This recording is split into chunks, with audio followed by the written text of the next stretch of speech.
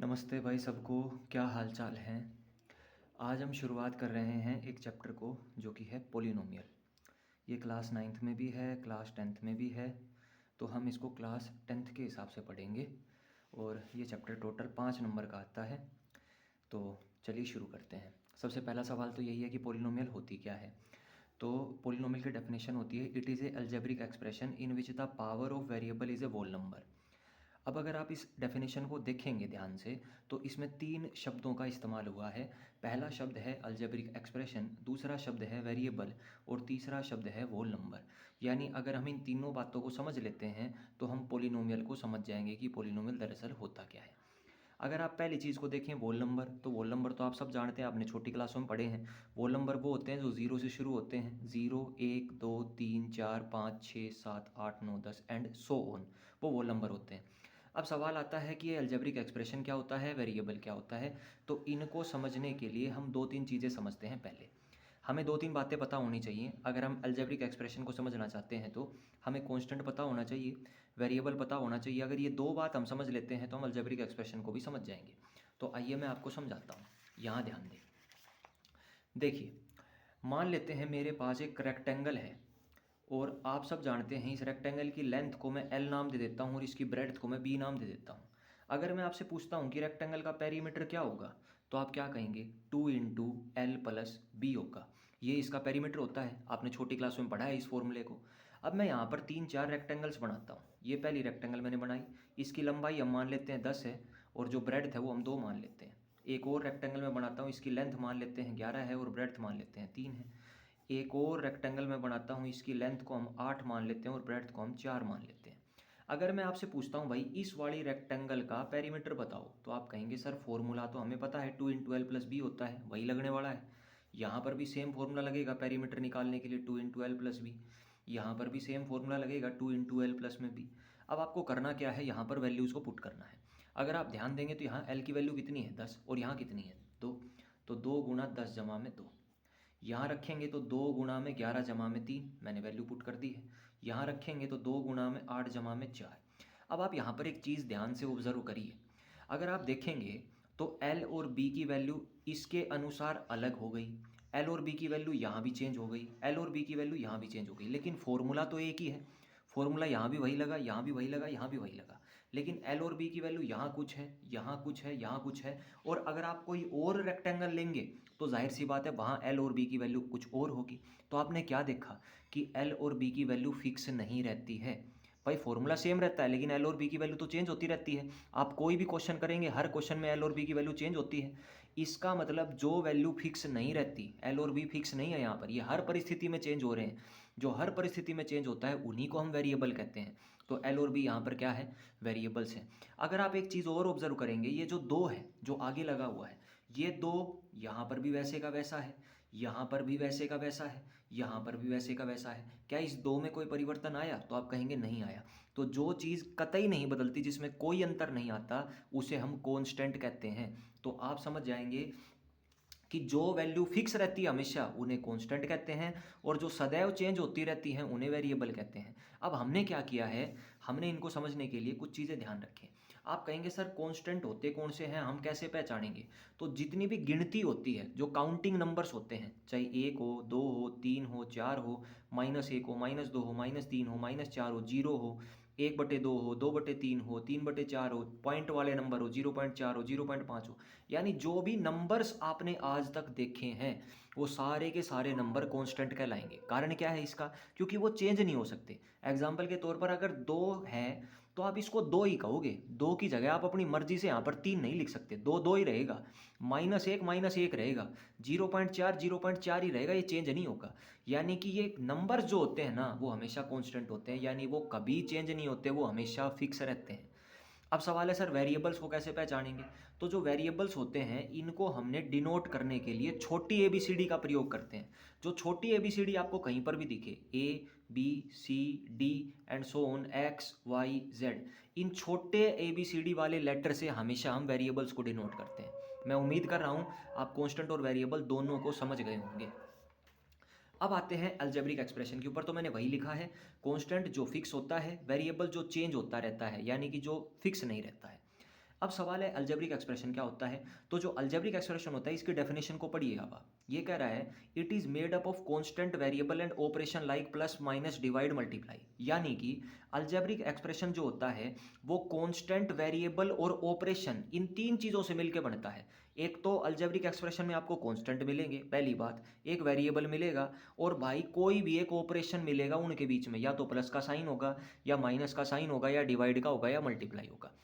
और एक और विशेषता होती है अलजेब्रिक एक्सप्रेशन में इक्वल का साइन नहीं होता। ये विशेष तौर पर आप ध्यान रखें, समझ गए। आइए अब ध्यान दें, मैंने कुछ एग्जांपल लिखे यहाँ पर जिससे आपको समझ में आ जाएगा। अगर आप ध्यान देंगे तो 9 यहाँ पर क्या है, कांस्टेंट है। x यहाँ पर क्या है, वेरिएबल है। 5 यहाँ पर क्या है, कांस्टेंट है। x यहाँ पर क्या है, वेरिएबल है। 3 यहाँ पर क्या है, कांस्टेंट है। और इनके बीच में कोई सिंबल लगा हुआ है कि नहीं, तो आप देखेंगे प्लस का सिंबल है। तो इस पूरे के पूरे को हम क्या बोलेंगे, अलजेब्रिक एक्सप्रेशन बोलेंगे। अगले को देखिए, क्या 3 कांस्टेंट है, बिल्कुल है। x क्या है, वेरिएबल है। 5 क्या है, कांस्टेंट है। बीच में कोई ऑपरेशन लगा है या नहीं, ऑपरेशन कोई भी हो सकता है, प्लस माइनस डिवाइड मल्टीप्लाई। तो क्या ये भी हमारा अलजेब्रिक एक्सप्रेशन बन गया कि नहीं बन गया, बिल्कुल बन गया। अगले को देखिए, 3 कांस्टेंट है या नहीं है, x वेरिएबल है या नहीं है, दोनों के बीच में किसका साइन है, डिवाइड का साइन है, 3/x है, यहाँ माइनस है, और 5 क्या है, कांस्टेंट है। तो क्या ये जो चीज़ है इसमें कांस्टेंट भी है, वेरिएबल भी है और कोई ऑपरेशन भी है, तो ये भी क्या बन गया, अलजेब्रिक एक्सप्रेशन। x कैसा है, तो x कहेंगे हम वेरिएबल है, जाहिर सी बात है, मैंने अभी बताया जो छोटी ABCD होती है उससे हम वेरिएबल्स को लिखते हैं। तो x वेरिएबल है और जो भी काउंटिंग नंबर होते हैं वो कांस्टेंट होते हैं, तो ये कांस्टेंट है। ये वेरिएबल, ये कांस्टेंट, बीच में कोई ऑपरेशन भी लगा है, ऑपरेशन का मतलब प्लस हो, माइनस हो, डिवाइड हो, मल्टीप्लाई हो। तो क्या ये अलजेब्रिक एक्सप्रेशन है, बिल्कुल है।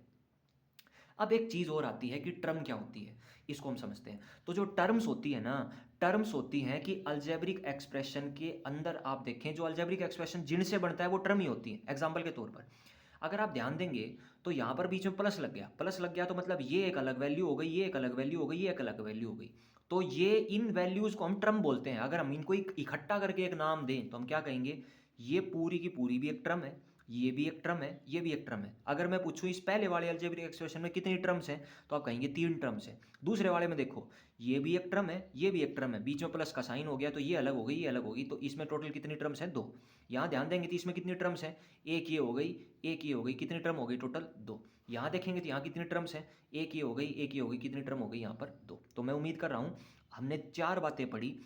कांस्टेंट क्या होता है, वेरिएबल क्या होता है, अलजेब्रिक एक्सप्रेशन क्या होता है और टर्म क्या होती है, ये सारी बातें आप समझ गए। अब बात करते हैं पॉलिनोमियल की। मैंने लिखा था कि पॉलिनोमियल जो होता है ना वो एक अलजेब्रिक एक्सप्रेशन ही होता है। तो अब आपका सवाल ये होगा, इसका मतलब सर जितने भी अलजेब्रिक एक्सप्रेशन आपने लिखे हैं क्या वो सारे के सारे पॉलिनोमियल कहलाएंगे, बिल्कुल नहीं। देखिए यहाँ पर एक विशेष क्वालिटी होती है, जो सारे के सारे अलजेब्रिक एक्सप्रेशन होते हैं ना उन सब को आप पॉलिनोमियल नहीं कह सकते। पॉलिनोमियल कौन बनेगा, पॉलिनोमियल के लिए एक विशेष क्वालिटी होनी चाहिए। विशेष क्वालिटी ये होनी चाहिए कि अलजेब्रिक एक्सप्रेशन के अंदर जो वेरिएबल आता है ना उस वेरिएबल की जो पावर आएगी वो एक होल नंबर होनी चाहिए। यानी कि केवल वही अलजेब्रिक एक्सप्रेशन पॉलिनोमियल बनेंगे जिनमें जो वेरिएबल है उसकी पावर एक होल नंबर आ जाए। अब ज़रा गौर करो आप, मैंने यहाँ पर कुछ एग्जाम्पल लिखे हैं, इधर देखो मैं करवाता हूँ। यहाँ पर ध्यान दें, 9x² जमा में 5x जमा में 3, ये एक अलजेब्रिक एक्सप्रेशन था, हमने अभी अभी एग्जाम्पल देखा था। इसमें वेरिएबल बताइए कौन है, तो आप कहेंगे सर वेरिएबल जो है वो यहाँ पर x है। अब वेरिएबल की पावर होल नंबर होनी चाहिए। देखो मैंने लिखा है कि अलजेब्रिक एक्सप्रेशन वो अलजेब्रिक एक्सप्रेशन जहाँ पर जो पावर ऑफ वेरिएबल है वो एक होल नंबर हो, यानी वेरिएबल की पावर एक होल नंबर होनी चाहिए, तो ही वो पॉलिनोमियल बनेगा। तो ये एक अलजेब्रिक एक्सप्रेशन तो है, ये तो हमने चेक कर लिया। अब वेरिएबल कौन है, यहाँ पर x है। x की पावर देखो क्या है, यहाँ कितनी है 2, यहाँ कितनी है 1, और यहाँ तो x है ही नहीं, इसका मतलब 2 और 1। क्या मुझे बताइए, क्या 1 और 2 होल नंबर होता है या नहीं होता है, तो आप कहेंगे जी बिल्कुल होता है, क्योंकि होल नंबर होते हैं 0 1 2 3 4 5। इसका मतलब इस अलजेब्रिक एक्सप्रेशन में जो वेरिएबल है उसकी पावर एक होल नंबर आ रही है या नहीं आ रही है, तो आप कहेंगे बिल्कुल आ रही है। इसका मतलब ये अलजेब्रिक एक्सप्रेशन एक पॉलिनोमियल कहलाएगा। समझ गए, अलजेब्रिक एक्सप्रेशन तो था ही था, इसमें एक और क्वालिटी मौजूद हो गई कि जो वेरिएबल की पावर है वो एक होल नंबर भी हो गई, तो हम इसको पॉलिनोमियल भी कहेंगे। अब अगला देखते हैं, अगर मैं लिखता हूँ √x जमा में 3, तो मुझे पता है ये एक अलजेब्रिक एक्सप्रेशन तो है, क्योंकि अलजेब्रिक एक्सप्रेशन बनने के लिए 3 बातें चाहिए। पहली बात तो उसमें कांस्टेंट होना चाहिए, एक वेरिएबल होना चाहिए, तो एक वेरिएबल भी है, कांस्टेंट भी है, और तीसरी बात कोई ऑपरेशन होना चाहिए बीच में, चाहे प्लस हो, माइनस हो, डिवाइड हो, मल्टीप्लाई हो, तो यहाँ पर प्लस है, तो एक अलजेब्रिक एक्सप्रेशन तो है। अब अगला सवाल आता है कि क्या ये अलजेब्रिक एक्सप्रेशन पोलिनोमियल बन सकता है? तो पोलिनोमियल के लिए होना ये चाहिए कि जो वेरिएबल है उसकी पावर एक वो नंबर होनी चाहिए। अब वेरिएबल यहाँ पर कौन है? तो आप कहेंगे x है, तो x की पावर कितनी है यहाँ पर? 1/2, क्योंकि रूट का मतलब 1/2 होता है, प्लस में 3। आप ज़रा मुझे बताइए वेरिएबल की पावर क्या है? 1/2।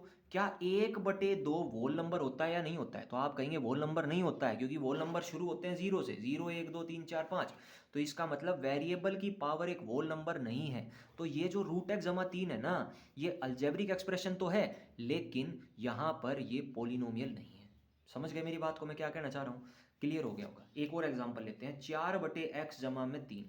मैं पूछता हूँ कि क्या ये जो वैल्यू हमने लिखी है, पहले बात तो ये बताओ क्या ये अलजेब्रिक एक्सप्रेशन है? तो आप कहेंगे सर बिल्कुल है। कारण क्या है? क्योंकि यहाँ पर कांस्टेंट भी है, वेरिएबल भी है, और कोई ना कोई ऑपरेशन भी है। ये कांस्टेंट है, ये कांस्टेंट है, और ये वेरिएबल है। यानी यहाँ पर कांस्टेंट भी है, वेरिएबल भी है, और यहाँ पर कोई ना कोई ऑपरेशन भी है। ऑपरेशन चाहे प्लस का हो, माइनस का हो, मल्टीप्लाई का हो, डिवाइड का हो, बीच में कोई ऑपरेशन भी है। तो ये अलजेब्रिक एक्सप्रेशन तो है। अब सवाल ये आता है कि क्या ये पोलिनोमियल बन सकता है? तो पोलिनोमियल के लिए हमें करना ये होता है कि वेरिएबल की पावर देखनी होती है। अब वेरिएबल यहाँ पर कौन है? x। इसकी पावर कितनी है? 1। लेकिन ये जो वेरिएबल है ये कहाँ लिखा हुआ है? नीचे लिखा हुआ है। इसे नीचे से कहाँ लेके जाना है? ऊपर। कभी भी वेरिएबल नीचे नहीं लिखा होना चाहिए डिनोमिनेटर में, इसको ऊपर लेके जाओ न्यूमरेटर में। अगर आप इसको ऊपर लेके जाओगे तो इसकी पावर नेगेटिव हो जाएगी, यानी ये -1 हो जाएगा, और प्लस में 3। अब बताइए, हम इसको, ये नीचे था, इसको उठा के हम ऊपर लेके चले गए। अब ज़रा गौर करें आप, और अब आप मुझे बताएं कि वेरिएबल की पावर क्या है? तो आप कहेंगे सर -1 है।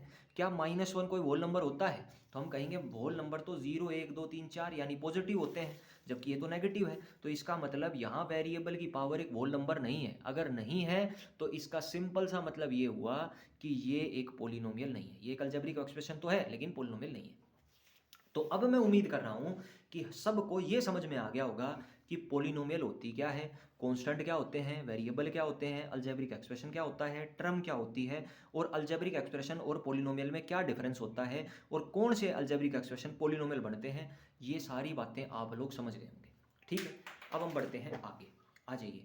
अब एक मेन सवाल आता है कि पोलिनोमियल को रिप्रेजेंट कैसे किया जाता है, यानी कि इसको लिखने का तरीका क्या है, हम इसको डिनोट किस शब्द से करते हैं। तो देखो भाई, पोलिनोमियल का नाम किससे शुरू होता है? पी से। तो हमेशा पोलिनोमियल को डिनोट करने के लिए बड़े पी का इस्तेमाल करेंगे। तो हमें मान लो, अब हमने ये चेक किया था कि ये 9x² + 5x/3 ये एक पोलिनोमियल तो है।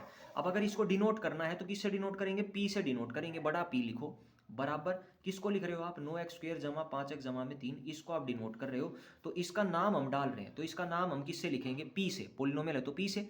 यहाँ लगाओ छोटी ब्रैकेट, ये वाली ब्रैकेट, ऐसी छोटी ब्रैकेट लगाओ पी के बिल्कुल बगल में, यानी कि पी के बिल्कुल बगल में लगाओ। और यहाँ पर आपको ये पोलिनोमियल किस वेरिएबल में है? तो आप कहोगे सर इसमें x वेरिएबल है, तो जो ये वहाँ वेरिएबल है वही यहाँ पर आपको लिखना है। ठीक है, ये पोलिनोमियल बनी थी तो p से डिनोट करेंगे, इसमें वेरिएबल कौन है? x यहाँ पर लिखेंगे। तो ये इसको लिखने का तरीका हो गया, समझ गए?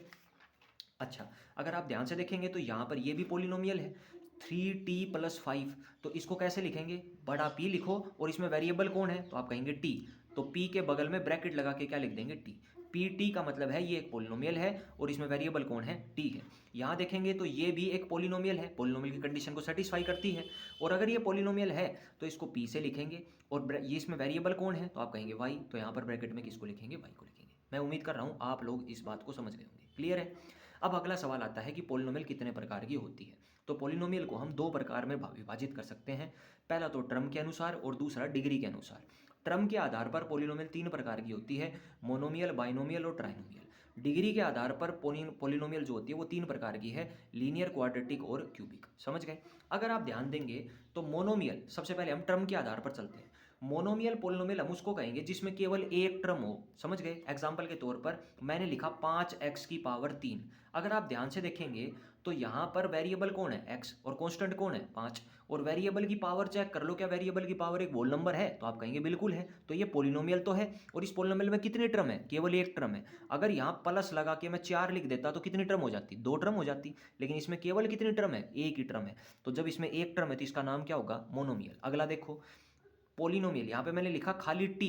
तो यहाँ पर अगर आप देखेंगे तो ये भी क्या है? एक पोलिनोमियल है, क्योंकि t की पावर कितनी है? 1, और वेरिएबल की पावर 1 है, मतलब एक क्या है? एक होल नंबर है। तो ये भी एक पोलिनोमियल है। लेकिन ये पोलिनोमियल में टर्म कितनी है? केवल एक ही टर्म है। तो इसको भी हम क्या कहेंगे? मोनोमियल। जिस पोलिनोमियल में एक टर्म हो उसे हम मोनोमियल कहेंगे। दूसरी देखो, बाइनोमियल। बाइनोमियल का मतलब जिस पोलिनोमियल में दो टर्म हो।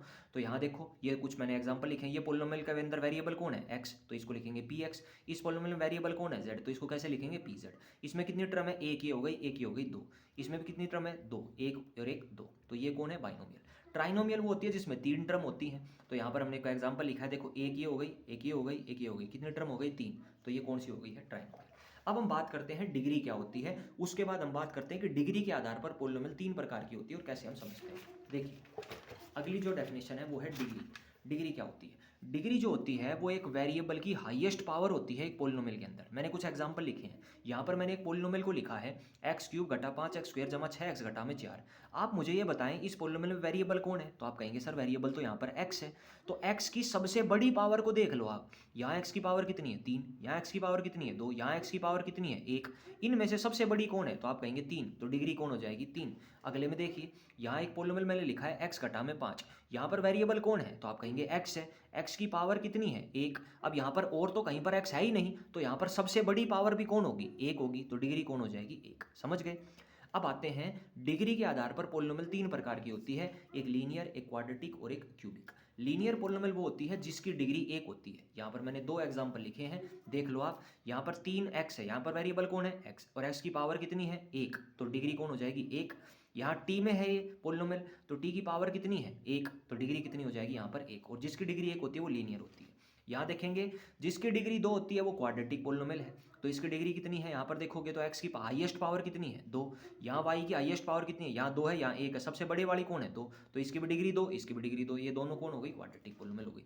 क्यूबिक वो होती है जिसकी डिग्री 3 होती है, तो यहाँ भी डिग्री 3 है, यहाँ भी डिग्री 3 है, तो ये दोनों किसके एग्जाम्पल हो गए, क्यूबिक के। अब जो नेक्स्ट कॉन्सेप्ट आता है वो आता है जीरोज ऑफ ए पोलिनोमियल, कि ये जीरोज ऑफ ए पोलिनोमियल क्या होता है। तो इसका सिंपल मतलब होता है, देखो नाम से ही क्लियर है, जीरोज। जीरोज का मतलब होता है कि पोलिनोमियल, अब आपने एक बात पढ़ी है कि पोलिनोमियल के अंदर वेरिएबल मौजूद होते हैं। तो जीरोज का सिंपल मतलब होता है कि उस वेरिएबल की वो वैल्यू जिसे लगाने पर कोई पोलिनोमियल जीरो बन जाए। एग्जाम्पल के तौर पर मैंने यहाँ पर लिखा है, देखो यहाँ पर मैंने एक पोलिनोमियल लिया है 2x घटा में 4। मैंने कहा है जीरोज क्या होते हैं, जीरोज बेसिकली वेरिएबल की ही वैल्यू होती है, लेकिन ये वो वैल्यू होती है जिसको आप वेरिएबल की जगह लगाओ और पोलिनोमियल का उत्तर जीरो आ जाए। एग्जाम्पल के तौर पर मान लो px बराबर 2x घटा में 4 है।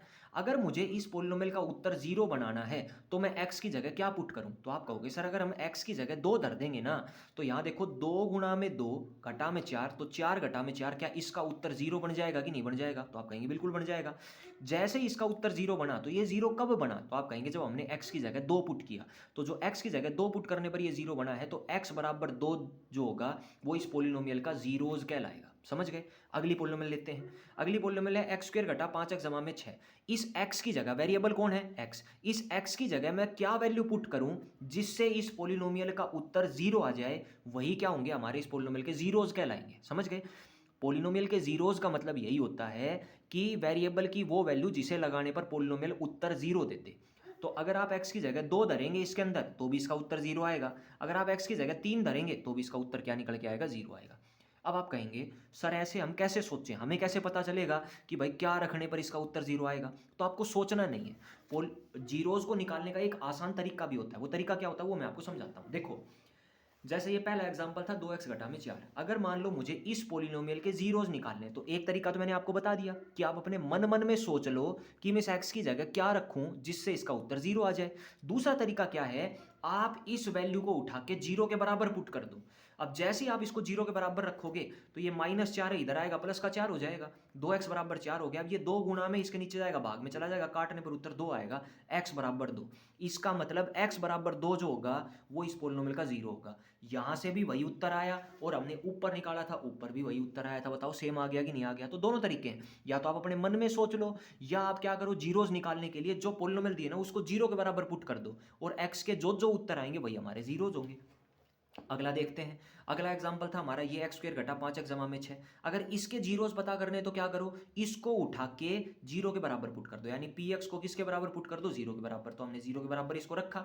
अब आपने क्वाड्रेटिक इक्वेशन सोल्व करनी सीखी है, आपका चैप्टर भी है क्वाड्रेटिक इक्वेशन चैप्टर नंबर 4, उसमें आपने फैक्टर करने सीखे हैं कि नहीं। तो यहाँ पर गुणा करें तो 6 आए और जोड़े तो -5 आए। तो ऐसे नंबर कौन होंगे, -3 और -2। -3 और -2 की गुणा करेंगे तो +6 आएगा और जोड़ने पर -5 आएगा। तो मैंने -5 को लिख दिया -3x और -2x और यहाँ पर फैक्टर कर दिए, तो मेरे पास ये आ गए। अब अगर इन दोनों की प्रोडक्ट अगर 0 के बराबर है तो या तो ये 0 के बराबर होगा या ये 0 के बराबर होगा। तो यहाँ से दो पॉसिबिलिटी, x - 3 बराबर 0, x - 2 बराबर 0। तो x का मान आया 3 और x का मान आया 2। तो यहाँ पर आपने क्या देखा कि यहाँ पर x की कितनी वैल्यूज आई, 2 वैल्यू आई। इसका मतलब इस पोलिनोमियल के कितने जीरोज होंगे, 2।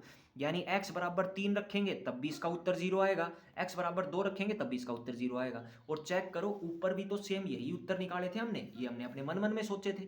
तो आपके दो तरीके हैं, आप या तो अपने मन मन में सोच लो, या दूसरा तरीका है भाई, जब भी आपको किसी पोलिनोमियल के जीरोज पता करने हो तो उसको उठा के 0 के बराबर धर दो, बात खत्म। बस समझ गए। आगे आ जाओ, अगले क्वेश्चन में चलते हैं।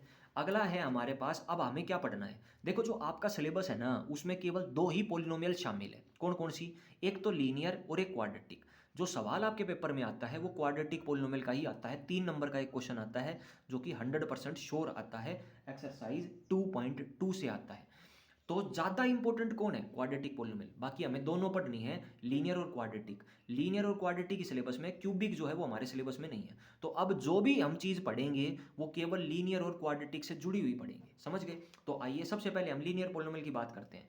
तो लीनियर पॉलिनोमियल जो होती है, आपने अभी पीछे पढ़ा था, इसकी डिग्री कितनी होती थी भाई, 1 होती थी, हमने पढ़ा था। अब सवाल आता है कि लीनियर पॉलिनोमियल की एक जर्नल फॉर्म भी होती है। जर्नल फॉर्म का बेसिकली मतलब होता है कि कोई भी लीनियर पॉलिनोमियल होगी ना, वो इस शक्ल की दिखेगी, यानी उसकी शक्ल इससे मैच होनी चाहिए, ax जमा में b, यानी दो क्वालिटी हो गई। लीनियर पॉलिनोमियल की डिग्री 1 होगी और उसकी जो जर्नल फॉर्म होगी, यानी उसकी जो शक्ल होगी किसी भी लीनियर पॉलिनोमियल की, वो इससे मैच करेगी, ax जमा में b। यहाँ पर a और b जो है वो कांस्टेंट है, ध्यान रखें, समझ गए। और x यहाँ पर वेरिएबल का काम कर रहा है। तो मैंने कुछ एग्जाम्पल लिखे हैं। अब आप कहेंगे सर इनकी शक्ल कैसे मैच हो रही है, तो देखो अगर आप px बराबर 3x जमा 4 को देखोगे तो यहाँ पर आप ध्यान दें, इसकी वैल्यू कितनी है, यानी सॉरी इसकी पावर कितनी है, 1, तो डिग्री कितनी हो गई, 1। अगला देखो 2y, इसकी डिग्री कितनी है, 1, तो ये भी कौन हो गई, लीनियर। t-8 इसकी डिग्री कितनी है, 1, तो ये सारे के सारे किसके एग्जाम्पल हैं, लीनियर पॉलिनोमियल के। अब आप कहोगे सर डिग्री तो सबकी 1 है, क्या शक्ल मैच हो रही है कि नहीं हो रही है, भाई मैच करके देख लो आप। 3x जमा में 4, क्या इससे शक्ल मैच हो रही है, a का मान 3 है, b का मान क्या हो गया, 4 हो गया। आप कहेंगे सर यहाँ शक्ल मैच नहीं हो रही, 2y, तो आप बताओ क्या इसको 2y को मैं 2y जमा 0 लिख सकता हूँ। अब चेक करो क्या शक्ल मैच हो गई कि नहीं हो गई। x की जगह y आ गया, क्योंकि यहाँ पर वेरिएबल कौन हो गया, y हो गया। तो वेरिएबल तो चेंज होते रहते हैं, आपको पता है। और a का मान कितना होगा, 2, और b का मान क्या होगा, 0। अगली देखो t-8, आप कहेंगे सर इसकी शक्ल इससे मैच नहीं हो रही, बिल्कुल मैच हो रही है। देखो t-8 है तो क्या मैं इसको 1 गुना t घटा 8 लिख सकता हूँ। तो अब आप चेक करो क्या इसकी शक्ल मैच हो रही है कि नहीं हो रही है।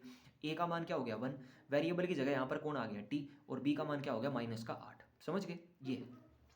ये ध्यान नहीं रखना है, केवल मैं आपको बता रहा हूँ कि लीनियर पॉलिनोमियल की जो शक्ल होती है वो ऐसी होती है, डिग्री जो होती है वो 1 होती है। ये केवल आपको पता होना चाहिए, पेपर में पूछे जाने वाला नाम नहीं है। अब अगला सवाल आता है, क्योंकि हम जीरोज पढ़ रहे थे, तो अगला सवाल आता है कि जीरोज कितने होते हैं लीनियर पॉलिनोमियल के। तो आइए हम यहाँ पर एक एग्जांपल लेते हैं। मैंने यहाँ पर एक एग्जांपल लिया, px बराबर 3x जमा में 4। अगर मुझे इसका जीरोज निकालना है तो मैंने अभी आपको एक तरीका बताया कि उसको उठा के 0 के बराबर धर दो। तो इसको उठा के 0 के बराबर पुट करोगे तो यहाँ पर हो जाएगा 3x बराबर घटा 4, तो x का मान आ गया ये। आप मुझे एक बात बताओ, लीनियर पॉलिनोमियल का आपने जीरोज निकाला, कितने जीरोज निकल के आए लीनियर पॉलिनोमियल के। आप कहेंगे सर केवल 1 निकल के आया। तो अब से आपको ये बात याद रखनी है कि लीनियर पॉलिनोमियल का केवल 1 ही जीरोज निकलता है। अगर पेपर में क्वेश्चन आ जाए और वो आपसे पूछे कि भाई लीनियर पॉलिनोमियल के कितने जीरोज होते हैं, तो आपका जवाब होगा केवल 1 निकलता है। समझ गए। आगे बढ़ते हैं। अब हम अगली चीज पे चलते हैं, क्वाड्रेटिक पॉलिनोमियल। क्वाड्रेटिक पॉलिनोमियल जो होती है इसकी डिग्री कितनी होती थी, आप याद करो, 2 होती थी बिल्कुल। जैसे लीनियर पॉलिनोमियल की एक शक्ल होती थी कि हर पॉलिनोमियल इस शक्ल की होगी, ऐसे ही क्वाड्रेटिक पॉलिनोमियल की भी जर्नल फॉर्म होती है जो आपने पढ़ी हुई है चैप्टर नंबर 4 में। वो होती है ax² जमा bx जमा में c। पढ़ी थी कि नहीं पढ़ी थी। यानी कोई भी क्वाड्रेटिक पॉलिनोमियल जो होगी वो इस शक्ल से मैच करेगी, ax² जमा में bx जमा में c, और a b c यहाँ पर कॉन्स्टेंट का काम करेंगे। क्लियर है। आगे बढ़ते हैं। अब मैंने कुछ एग्जाम्पल लिखे हैं, ये सारे के सारे एग्जाम्पल किसके हैं, क्वाड्रेटिक पॉलिनोमियल के, क्योंकि सबकी डिग्री यहाँ पर कितनी है, 2 है। आगे देखिए, अब हमारा जो मेन काम है वो है कि जीरोज को पता करना। हम भाई जीरोज निकालते हैं क्वाड्रेटिक पॉलिनोमियल के। तो मैंने यहाँ पर 3 एग्जाम्पल आपके सामने पेश करे हैं। मैंने तीनों एग्जाम्पल्स के जीरोज आपके सामने यहाँ पर निकालता हूँ। देखिए जो पहला एग्जाम्पल है वो है x² जमा में 1।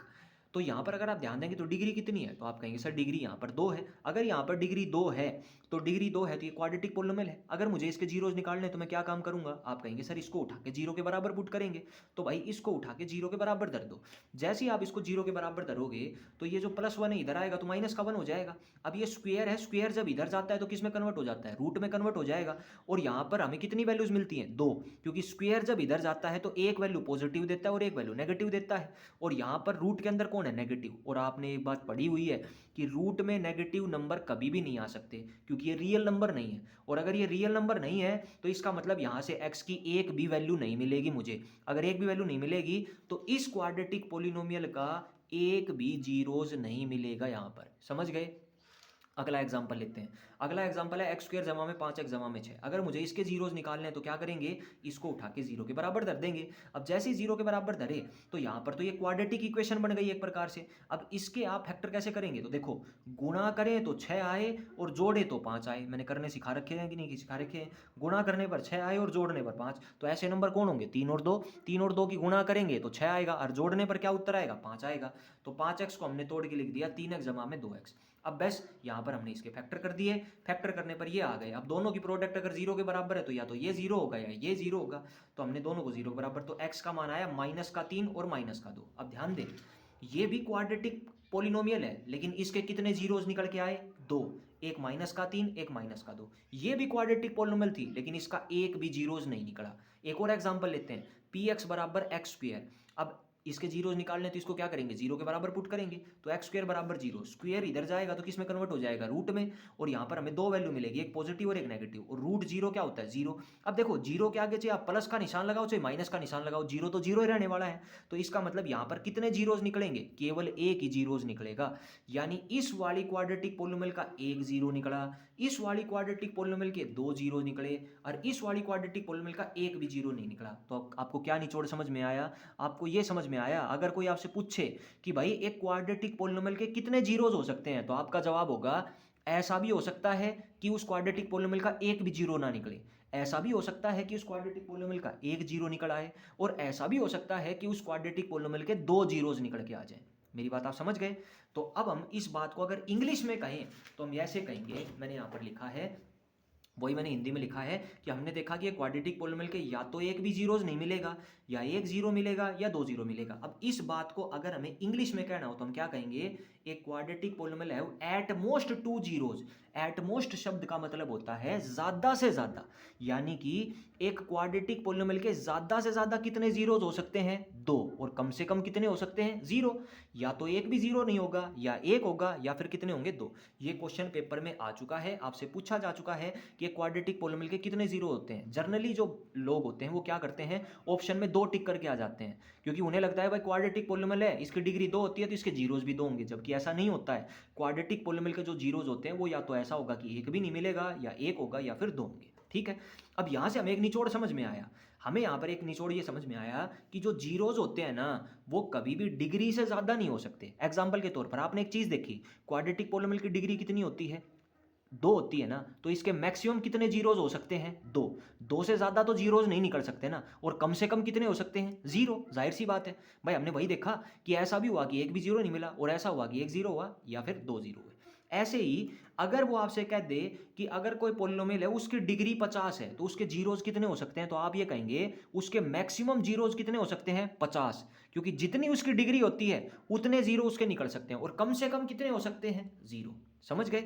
तो जीरो कितने होंगे, अगर किसी की डिग्री 50 है तो जीरोज हो सकते हैं या तो 50 या 50 से कम। समझ गए मेरी बात को। अगर किसी की डिग्री 3 है यानी क्यूबिक पोलिनोमियल है तो उसके जीरोज कितने होंगे, या तो 3 होंगे, या 2 होंगे, या 1 होंगे, या 0 होगा। अगर किसी की डिग्री 4 है तो उसके कितने जीरोज होंगे, या तो 4 होंगे, या 3 होंगे, या 2 होंगे, या 1 होंगे, या 0 होंगे। लेकिन लीनियर पोलिनोमियल में आप याद रखो उसकी डिग्री भी 1 होती है और उसमें जीरोज भी केवल 1 ही निकलता है। लीनियर पोलिनोमियल में ऐसा कोई भी एग्जांपल नहीं है जहां पर उसका जीरो निकल के आ जाए, यानी एक भी जीरो ना निकले, ऐसा नहीं हो सकता। लीनियर पोलिनोमियल में बस एक ही केस बनता है कि उसका एक ही जीरोज निकलता है। समझ गए। अब हम यहाँ पर नेक्स्ट पॉइंट पे चर्चा करते हैं, ज्योमेट्रिकल और graphical representation of A zeros of A polynomial. यानी कि जो जीरोज हमने निकाले हैं ना, अगर हम उनको ग्राफ के ऊपर बनाएं जो जीरोज हमने निकाले हैं अभी अभी, अगर हम उनको ग्राफ पर बनाएं तो ग्राफ पर वो हमें क्या बताते हैं, यानी क्या हमें पता लगता है उनको ग्राफ पर बनाने पर। तो मैं दोनों का एग्जांपल लेता हूं, पहले लीनियर पोलिनोमियल का, फिर हम क्वाड्रेटिक पोलिनोमियल का लेते हैं। तो लीनियर पोलिनोमियल में देखेंगे तो लीनियर पोलिनोमियल होती है px बराबर 2x माइनस 4। ये मैंने एक लीनियर पोलिनोमियल का एग्जांपल ले लिया। अगर मुझे इसके जीरोज निकालने तो मैं क्या करूंगा भाई, इसको जीरो के बराबर पुट करूंगा, तो x का मान आ गया 2। इसका मतलब जो मैंने लीनियर पोलिनोमियल उठाई है इसका जीरोज कौन निकल के आएगा, 2 निकल के आएगा। अब मैं क्या कर रहा हूं, मैं यहाँ पर ये कहता हूं कि भाई जो ये लीनियर पोलिनोमियल है ना, आप इसका ग्राफ बनाओ। तो देखो ग्राफ बनाने पर हमें क्या पता लगेगा, तो हम क्या करते हैं, इसका ग्राफ बनाते हैं। अब मेरे पास जो पोलिनोमियल है वो है 2x माइनस 4। अब आप कहेंगे सर जब हम ग्राफ बनाते हैं ना तो ग्राफ में तो y बराबर समथिंग होता था, लेकिन यहाँ पर तो px है। तो कुछ मत करो भाई, आप ग्राफ को बनाने के लिए ना थोड़ी देर के लिए इस px को आप y मान लो, समझ गए। केवल ग्राफ को बनाने के लिए हम मान रहे हैं भाई, x तो इधर हो गया, इधर y होता था हमेशा जब हम ग्राफ बनाते थे। आप याद करो चैप्टर नंबर 3 में हमने ग्राफ बनाए थे, तो इसको हम px को क्या मान लेते हैं, y मान लेते हैं थोड़ी देर ग्राफ बनाने के लिए। तो x यहाँ है, y यहाँ है, तो हमारा अब ये बन गया y बराबर 2x माइनस 4। अब यहाँ पर आपने एक बात बताओ, जब आपने ग्राफ बनाया था तो आपने वैल्यू रखी थी कि नहीं रखी थी। मैंने आपको ग्राफ बनाना सिखाया था भाई, कुछ भी कर लो, 2-3 वैल्यू रख लो, अपनी मर्जी से कुछ भी रख लो। जैसे मैंने पहले x की जगह 0 रख लिया, फिर एक बार x की जगह 1 रख लिया, फिर एक बार x की जगह 2 रख लिया। अगर मैं x की जगह 0 धरूंगा तो ये तो पूरा 0, तो उत्तर आएगा माइनस का 4। अगर मैंने x की जगह 2 धरा तो ये हो गया, सॉरी 1 धरा तो 2 घटा 4 यानी कि हो जाएगा माइनस का 2। अगर x की जगह 2 धरा तो 2 दूनी 4 घटा 4 उत्तर हो जाएगा 0। ये मैंने 3 पॉइंट रख लिए, आप और भी रख सकते हैं, कोई फर्क नहीं पड़ता, ठीक है। तो हमने 2-3 पॉइंट यहाँ पर रख लिए। अब मैं इसका ग्राफ बनाता हूँ, तो भाई ये तो हमारा y हो गया, ये हमारा x हो गया। तो जब मैंने ग्राफ के ऊपर इन नंबर्स को प्लॉट किया तो मेरा ग्राफ ये बन गया। और ये ग्राफ कैसा बना है, तो आप कहेंगे सर ये ग्राफ एक सीधी लाइन बनी है, इससे आपको क्या पता लगा। तो पहला पॉइंट तो आप याद रखें, यहाँ से ग्राफ बनाते के साथ हमें 2 बातें पता चली। पहली बात तो ये, लीनियर पोलिनोमियल का ग्राफ हमेशा एक सीधी लाइन बनेगा। पेपर में आपसे पूछा जा सकता है भाई लीनियर पोलिनोमियल का ग्राफ कैसा बनता है, तो आपका जवाब होगा कि एक सीधी लाइन बनता है, समझ गए। अगली चीज आप कहेंगे सर आपने ये कहा था कि ग्राफ बनाने पर हमें जीरोज के बारे में कुछ पता चलेगा। तो आप जरा मुझे एक बात बताओ, अभी 1 मिनट पहले हमने इसी पोलिनोमियल का जीरोज निकाला था, वो कौन निकल के आया था, 2, x बराबर 2 निकल के आया था ना। आप जरा चेक करो क्या जो आपने ग्राफ बनाया है वो x बराबर 2 पर कट कर रहा है कि नहीं कर रहा है। यहां ध्यान दो, ये ग्राफ बना है और इस ग्राफ ने एग्जैक्टली x एक्सिस को कहां पर कट किया है, तो आप कहेंगे इस ग्राफ ने x एक्सिस को एग्जैक्टली उसी जगह कट किया है जो हमारा जीरोज है। हमारा जीरोज कौन था, x बराबर 2 ही तो आया था हमारा जीरोज, और हमारे ग्राफ ने भी x एक्सिस को किस जगह काटा है, जो हमारा जीरोज है। तो अब आपको एक पॉइंट याद रखना है कि जो भी लीनियर पोलिनोमियल है उसका ग्राफ x एक्सिस वाली लाइन को कहां पर काटेगा, जो उस लीनियर पोलिनोमियल का जीरोज है वहीं पर काटेगा। समझ गए मेरी बात को या नहीं समझे, मैं क्या कहना चाह रहा हूं, ठीक है।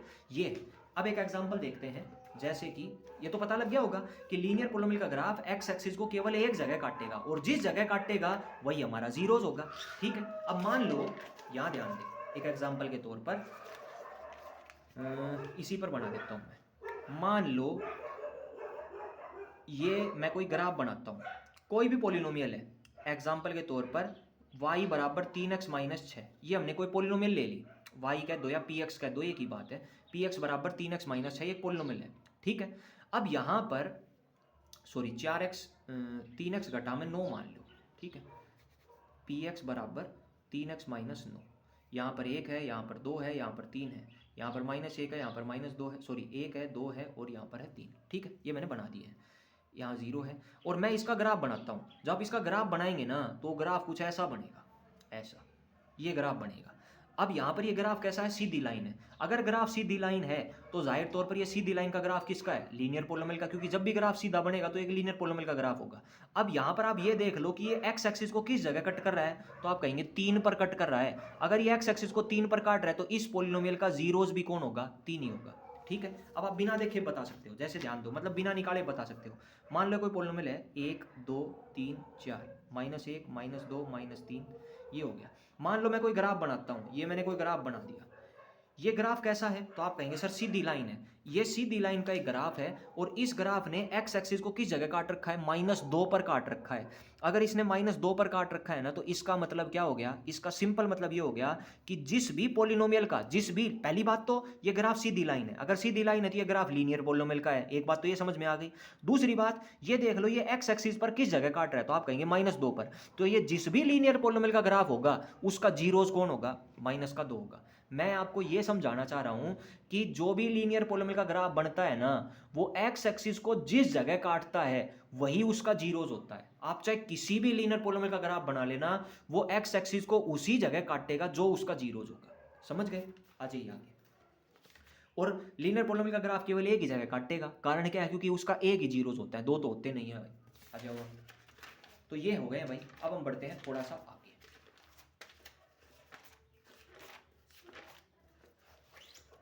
देखिए यहाँ पर अब बात करते हैं क्वाड्रेटिक पोलिनोमियल की। क्वाड्रेटिक पोलिनोमियल के लिए मैंने यहाँ पर एक एग्जांपल लिया है। यहाँ पर एक्स स्क्वायर घटा 3x घटा में 4। अब मैं इसके जीरोज निकालता हूँ। पहले तो मैंने इसके जीरोज निकाले, तो इसको मैं जीरो के बराबर पुट करूंगा। मैंने इसके फैक्टर कर दिए, उत्तर आ गया x बराबर 4 और x बराबर घटा 1, यानी कि इस पॉलिनोमियल के दो जीरोज निकल के आ गए। ठीक है, अब मैं कर क्या रहा हूं, मुझे इसका ग्राफ बनाना है। मैं इसका ग्राफ बनाता हूं इस क्वाड्रेटिक पोलिनोमियल का। अब हमने लीनियर तो पढ़ लिया, अब हम क्वाड्रेटिक पोलिनोमियल के जीरोज को देखेंगे कि जब हम क्वाड्रेटिक पोलिनोमियल का ग्राफ बनाते हैं तो उसके जीरोज कैसा बिहेव करते हैं, क्या होता है उनके जीरोज के अंदर। तो मैं क्या करता हूं, इस क्वाड्रेटिक पोलिनोमियल का ग्राफ बनाता हूं। तो सबसे पहले हमने टेबल का निर्माण किया। मैंने टेबल में 5-6 वैल्यू पुट कर दी, -2, -1, 0, 1, 2, 3, 4, 5, ये सारी वैल्यू पुट कर दी। और वही सेम काम यहाँ पर आप कहेंगे सर y नहीं है, तो इस px को थोड़ी देर के लिए y मान लो ग्राफ बनाने के लिए। तो y बराबर ये हो गया, तो x और y, x की वैल्यू यहाँ पुट कर दो, जो भी उत्तर आएगा वो y का वैल्यू होगा। ठीक है, अब आपने क्या करना है, इसका ग्राफ बना देना। ये मैंने ग्राफ यहाँ पर बना दिया है, समझ गए? अगर आप इसके ग्राफ को बनाएंगे, यहाँ पर ध्यान दें, ये मैंने ग्राफ बना दिया है, तो सारी वैल्यूज को पुट कर दिया मैंने।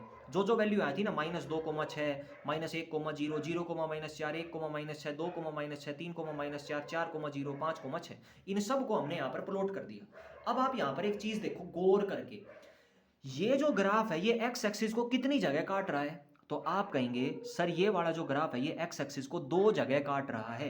कहाँ कहाँ काट रहा है? एक तो काट रहा है -1 पर, और एक कहाँ काट रहा है? x बराबर 4 पर। और जरा ये चीज एक बार ऊपर चेक करो आप, जब मैंने इस पोलिनोमियल के जीरोज निकाले थे तो जीरोज कौन कौन निकल के आए थे? आप कहेंगे सर x बराबर 4 और x बराबर -1। यानी कि कहने का मतलब ये है, जो हमारे जीरोज निकल के आए थे ना, ग्राफ एग्जैक्टली एक्स एक्सिस को उन्हीं पॉइंट पर काट रहा है। तो इसका मतलब क्वाड्रेटिक पोलिनोमियल में भी सेम काम होगा, ग्राफ एक्स एक्सिस को उसी जगह काटेगा जो हमारी क्वाड्रेटिक पोलिनोमियल के जीरोज होंगे। समझ गए? तो हमारी इस क्वाड्रेटिक पोलिनोमियल के दो जीरोज निकल के आए थे, एक तो 4 और एक घटा 1। तो इसने कितनी जगह काटा? दो जगह काटा। और किसको काटा? एक्स एक्सिस को काटा। तो अब आपको ये बात याद रखनी है कि क्वाड्रेटिक पोलिनोमियल का के अंदर ग्राफ एक्स एक्सिस को जिस जगह कट कर रहा होगा वही उस क्वाड्रेटिक पोलिनोमियल के कौन होंगे? जीरोज ही होंगे। समझ गए? अब अगला सवाल आता है, आप कहेंगे सर जो लीनियर पोलिनोमियल थी उसका ग्राफ तो सीधी लाइन बनता था, लेकिन जो ये वाली शेप है इस शेप को क्या कहते हैं?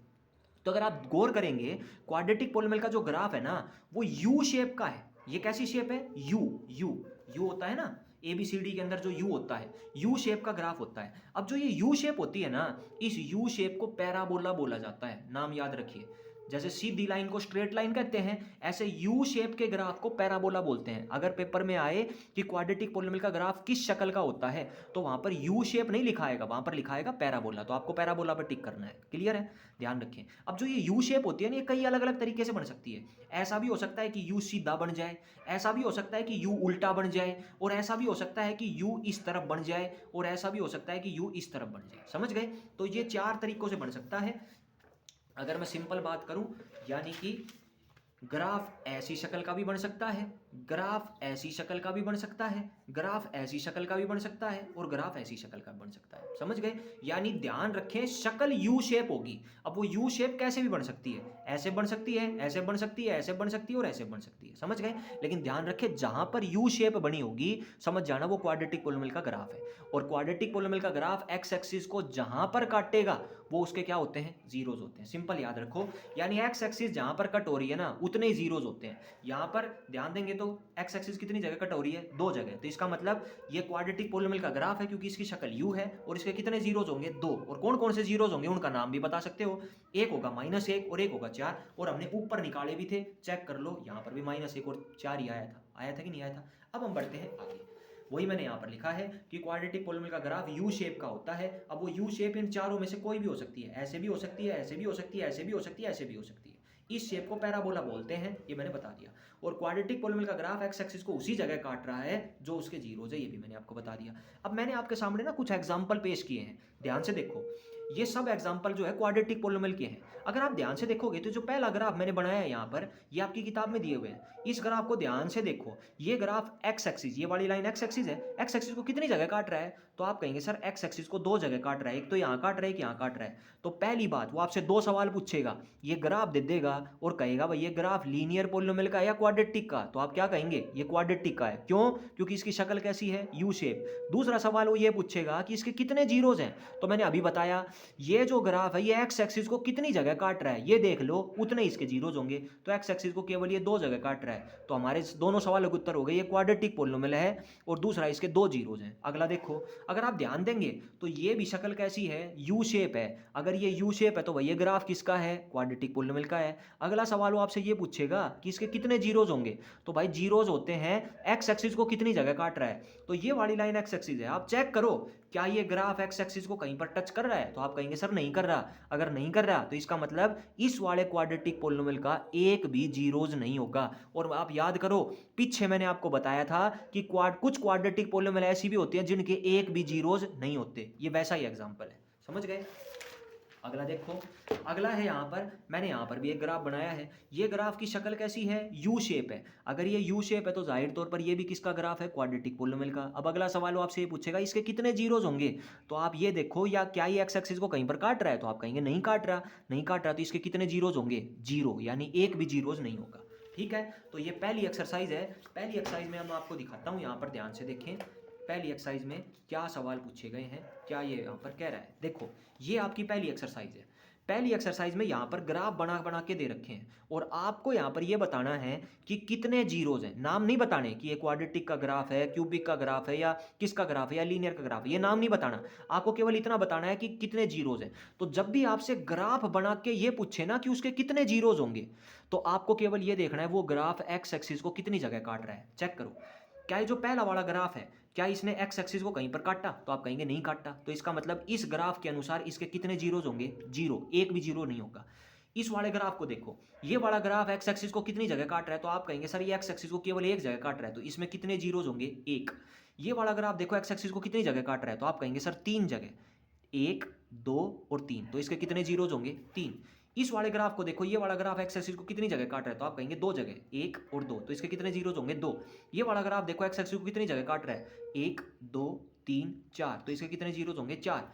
इस वाले ग्राफ को देखो, ये वाला ग्राफ एक्स एक्सिस को कितनी जगह काट रहा है? एक, दो, तीन, यानी कि तीन जगह काट रहा है। तो इसके कितने जीरोज होंगे? तीन। मैं उम्मीद कर रहा हूं कि आप पहली एक्सरसाइज को बड़े ध्यान से समझ गए होंगे। बस इतना ही करना है पहली एक्सरसाइज में, बहुत आसान है, आप ध्यान से करेंगे तो सबको समझ में आएगा। ठीक है, धन्यवाद, भगवान भला करे आप लोगों का। अच्छे से पढ़िए, अच्छे से पेपर दिए।